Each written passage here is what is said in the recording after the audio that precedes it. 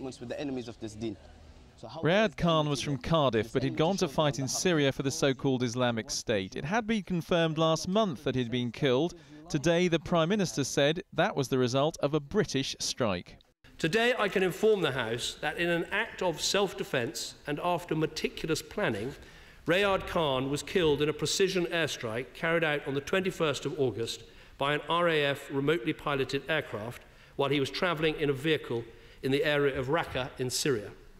In addition to Riyad Khan, who was the target of the strike, 2 ISIL associates were also killed, one of whom, Ruhul Amin, has been identified as a UK national.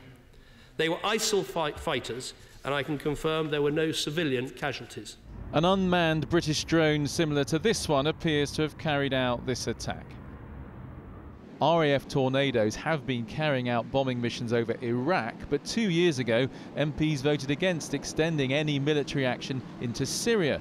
But the Prime Minister today said he had acted because Riyad Khan had posed a direct terrorist threat to Britain.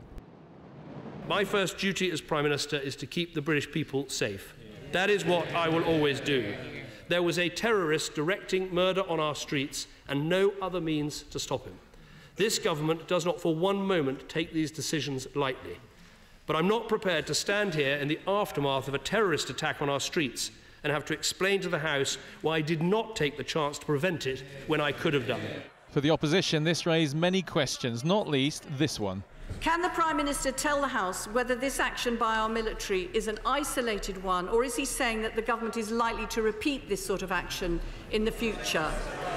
Above all, will he agree with me that there is a need for independent scrutiny of what the government has done here? David Cameron replied if necessary he would do the same again. But attacks on ISIL forces in Iraq are one thing.